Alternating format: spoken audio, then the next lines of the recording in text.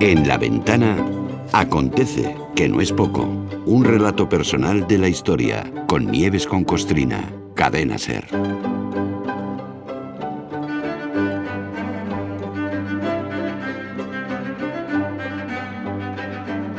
Hola Nieves, buenas tardes. Hola Carla, ¿Cómo buenas estás? tardes. ¿Cuántos días? ¿Cuántos días? Sí. Qué bien, qué bien. Hoy enfilamos los últimos 3 capítulos de la temporada de este Acontece, que no es poco. Solo 3, porque ayer a esta hora estábamos con el fútbol, con la selección femenina y el europeo. Así que, venga, cuenta atrás, 3, 2, 1. ¿Por dónde empezamos, sí. Nieves? Todo pues tuyo.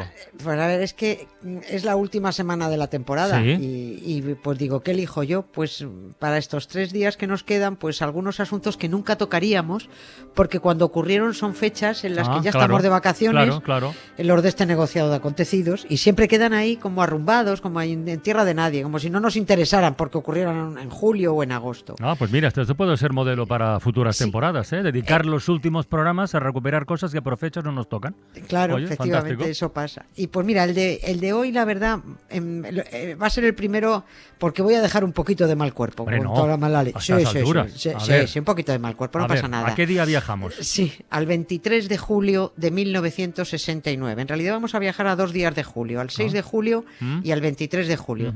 El 23 del 69, que fue cuando el deshonesto e indecoroso ex rey Juan Carlos, ese que algunos llaman emérito no sé por qué, juró la ley de sucesión de Franco en la jefatura del Estado, juró su lealtad a un dictador sanguinario y juró su acatamiento a los principios del movimiento nacional, que es lo único que ha jurado. Ya. Este hombre nunca juró la Constitución, solo ha jurado los principios de Franco. Mira, alguien por La Mancha o por Andalucía me diría eso de mira que eres continica, con los Borbones. ¿Continica qué significa? Continica es machacona, pertinaz, vale. constante. Bueno, continica pues sí. y venga, dale ahí, pues ¿qué? sí. Pues claro, pues, oye, que quien algo quiere, algo le cuesta. Si yo quiero una república democrática, tengo que trabajar por ella y tengo que dar argumentos. Sí. Tengo que dar argumentos Mira. para conocer a la monarquía que sufrimos. Hemos dado muchos argumentos que tienen que ver con la corrupción de los Borbones, con los privilegios de los que se aprovechan, con las leyes dinásticas que se saltan, con eso de que se conviertan en capitanes generales a golpe de decreto, con que se autoconcedan condecoraciones para premiarse no se sabe qué, o con que Felipe VI siga siendo un rey decimonónico dando marquesados rancios ahí sí? a cantantes y tenistas. Tenemos mogollón de argumentos antimonárquicos. Jo vull ser rei, ser per collons cap de l'estat, tenir-ho tot fet. Només per ser fill de papà, fer-ho tot bé. Mai ser escollit, mai ser votat, sempre trobar la moto amb el buco engegat, tan avorrit d'estar envoltat per una colla de llepons, suant infal·libilitat, com un cacic o un dictador. Fotre un polvet. Echar un polvete. Bueno, yo, para quien no tal, que busque la traducción de esta letra de los Pets en catalán, que tiene, es muy bonita. Oye, no, lo último que has Muy dicho... bonita, sí, está muy bien. Oye, el último que has dicho, es verdad, lo de los marquesados y... Sí.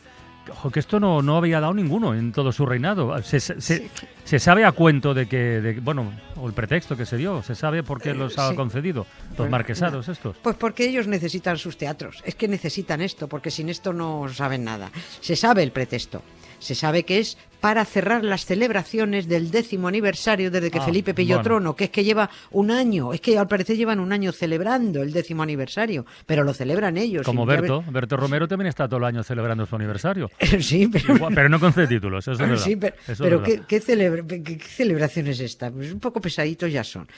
También entiendo que celebren, a mí no me extraña que celebren el chollo que tienen, como para no celebrarlo. Y esto de dar marquesados, se creen que es una celebración, pero son cacicadas de reyes.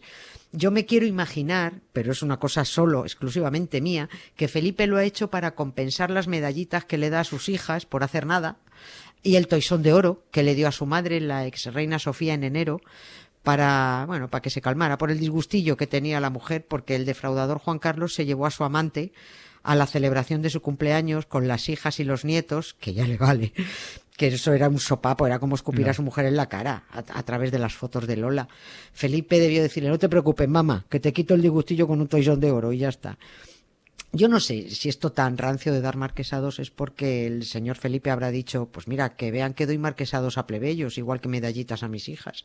Pero, sinceramente, yo no sé qué aporta a una grandérrima y grandísima Luz Casal esto, salvo para estar hablando de ella ahora y no de su música. No sé si disfrutará a partir de ahora por recibir, para eso sirva, recibir un trato especial en ciertos actos sociales, pues a lo mejor no sé si le gustará que la anuncien como ilustrísima señora, o querrá, no sé, cuando pase una futura entrevista por la ventana, la presentes como ilustrísima señora marquesa de Luz y Paz. No lo veo yo, pero bueno. Yo tampoco lo veo. Oye, Nieves, una curiosidad, ¿estas distinciones son títulos hereditarios? Sí, menos uno que se ha dado al científico. Los demás son hereditarios. Tampoco sé por qué el de los demás son hereditarios. Que lo de que sean hereditarios lo hace todavía más absurdo. Porque, y de verdad que lo digo con todos mis respetos, pero ese marquesado hereditario, que he pillado el ejemplo de Luz Casal, como podía haber pillado cualquier otro, pero ese marquesado hereditario de la señora Luz Casal, puesto que Luz no tiene hijos, pues acabará en manos de un sobrino o de un primo lejano o de alguien que dentro de unos años, espero que muchos, por ejemplo, pues o trabaje de fontanero o de programador informático, oye, o que incluso pueda estar en el paro, pero como será titular del marquesado, pues a lo mejor emite facturas como ilustrísimo señor fulanito de tal marqués de Luz y Paz. No, de Luz. Sí, sí, es que en fin, son teatrillos medievales y aristocráticos con los que a los plebeyos, bueno, yo creo que les hacen sentirse importantes. Bueno, a unos más que a otros, ¿no? A unos más, hombre, si lo aceptas es que te hace sentirte importante. Si no dices, no, mire, perdóneme, muchas gracias, esto no va conmigo. Pero bueno, yo creo que también esto se usa para que Felipe campechanee. Y no me importa nada, nada, que rías o que sueñes, que digas o que hagas. Y no me importa nada, por mucho que me empeñe, estoy jugando y no me importa nada. Estaba dudando en esta canción, la de Rufino. Esta que también hubiera sido chula. Esta está muy bien. Oye, no nos despistemos. Volvamos al campechano original, al padre. Sí. Que esto ha empezado con la jura de lealtad de Juan Carlos a Franco. Sí. Ese era el tema, la fecha, las fechas de hoy. Venga. Sí, a ver, Franco, que como todo el mundo sabe, es el padre putativo de Juan Carlos I, abuelo putativo de Felipe VI. Ya que el padre biológico de Juan Carlos estaba cabreado como una mona en Estoril porque su propio hijo le estaba birlando el trono, pues al menos Juan Carlos no se sentía huérfano, tenía a papá Franco.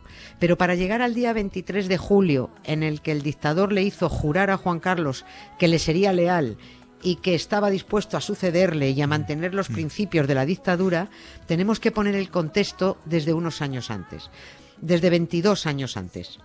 Nos tenemos que ir a 1947, fíjate el año, 47, que fue cuando el dictador dispuso que España era un reino sin rey, tras los resultados de una pantomima de referéndum en el que se preguntó a los españoles qué les parecía eso de que España fuera un reino sin rey. De verdad que, mira, podría decir que es molesto o es ofensivo, no, pero es muy repugnante escuchar ahora a franquistas como José María Aznar o Esperanza Aguirre ensuciando la convivencia, inventándose fraudes electorales, cuando los que montaban votaciones tramposas y fraudulentas eran sus líderes, Franco y el fundador del PP, Fraga Iribarne. Eso sí entendían de amañar votaciones. El 6 de julio de 1947, por eso antes me remitía a la fecha del 6 de julio, Franco organizó una consulta para saber si los españoles apoyaban su famosa ley de sucesión para constituir España en un reino católico. Los españoles acudieron a votar en masa y una aplastante mayoría dijo sí, queremos un reino católico, queremos un rey católico. Las urnas habían echado al Borbón en el 31 y la única forma que tienen de volver los Borbones es porque nos lo meta a la fuerza un dictador. Oye, pero estoy pensando, el año del que hablas, no 1947, plena posguerra, ¿no? Los españoles tendrían, digo yo, otros problemas bastante más graves que votar si querían no un reino católico. Pues fíjate, el 47, madre mía. Es el año en el que empezó el conocido como Trienio del Terror. Torturas y fusilamientos extrajudiciales, procesos sumarísimos, consejos de guerra, aplicación de la llamada ley de fugas a quienes querían y como querían. Cualquier cosita de cualquier ciudadano que al padre putativo del Borbón Juan Carlos no le gustara, permitía aplicar ley de bandidaje y terrorismo, que así se llamaba, la ley de bandidaje y terrorismo. Por esa ley podían ir a buscarte, te sacaban de casa, te pegaban un tiro en la cabeza y a una fosa común. Esa era la ley. Y era tremenda. En aquel trienio, el 47 a principios del 50, solo la Guardia Civil de entonces asesinó a 1.500 españoles aplicando la ley de fugas. Además decían, no, tú escápate, tira, que te puedes ir, ¡pum! Y te pegaban un tiro. Más muchos miles que figuran como desaparecidos en aquellos 3 años y que están buscando ahora y todavía están sacándolos de fosas comunes. Así que no, que en aquel 1947 los españoles vivían aterrorizados por el franquismo y sobreviviendo a duras penas entre piojos y extraperlo. Pero el dictador Franco ya lo suyo, a convocar un referéndum. Hubo tortas por ir a votar, tortas. Y nunca más, fueron los señores, claro, y nunca más una consulta popular en España ha vuelto a tener aquel éxito de participación. El 90% de los electores acudió a las urnas. Y de ellos, el 93% dijo que sí, que por supuesto, que querían un reino sin rey. El 4,7% dijo no. Y hubo un 2,3% votos en blanco o nulos. Nunca han estado los electores tan de acuerdo en algo porque tampoco nunca han recibido tantas amenazas, claro. El que no fuera a votar se quedaba sin un sellito que permitía que la cartilla de racionamiento continuara vigente. Y se le negaría a partir de ese momento el certificado de buena conducta necesario para conseguir trabajo. Sin ese certificado no se conseguía curro. El que votara no a la propuesta de convertir España en reino católico quedaba excomulgado ipso facto. Toma ya. O sea, que era todo amenaza por todas partes. Bueno, pese a todo ello, 2 millones de españoles se abstuvieron y 700.000 votaron que no, ahí, con un par. Y oye, y a pesar de todo, a pesar de que se votó que sí a un reino, no hubo rey. En los siguientes, ¿cuántos? 28 años, 27, 28 años, ¿no? Porque calcula, fíjate, desde el 47 que dice, sí, ya tenemos rey. Es que yo no sé si alguien conoce a un dictador que tenga honor y tenga palabra.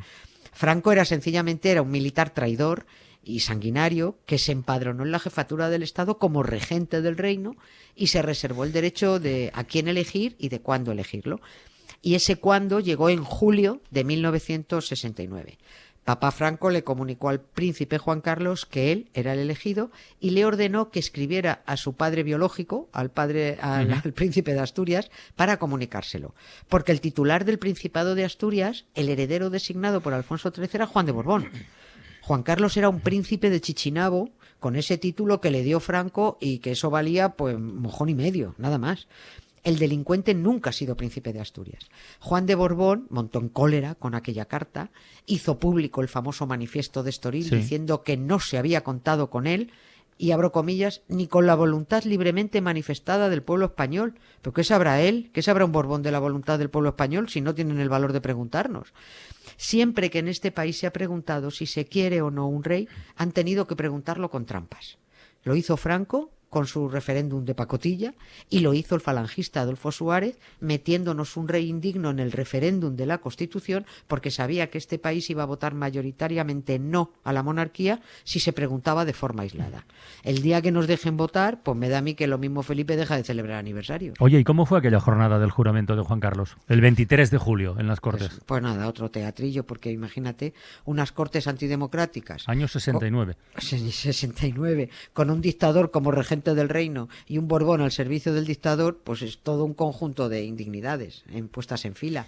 Juan Carlos juró lealtad a Franco, que ya la venía demostrando con un servilismo vergonzante, le dio una coza a su padre Juan de Borbón y juró los principios del movimiento nacional. Entre esos principios hay uno que dice que el segundo creo que es que la nación española acata la ley de Dios y que la doctrina católica es inseparable de la conciencia nacional y de las leyes. Y eso lo estaba jurando Juan Carlos, que es que no paraba de ponerle los cuernos a Sofía ya en el 69, de acuerdo con la ley de Dios. O sea, que a todas sus indecencias encima hay que añadir la de perjuro. Y ya está, esto era recordar lo de Julio. Todo esto son solo más argumentos en beneficio de la memoria democrática e histórica para que no olvidemos que el jefe de Estado que tenemos procede del linaje de un dictador y que la que está calentando por la banda es Leonor y acabará saltando al campo si la democracia no lo impide. Yo creo que no nos merecemos a esta familia que discurren al margen de la democracia y, por supuesto, ajenas a la legalidad. Bueno, con ellos no va nada. Por cierto, en aquel juramento del 23 de julio, Juan Carlos pasó automáticamente y con todo su morro a ser general de brigada de infantería y aire y contraalmirante de marina. Y eso que no sabía ni disparar.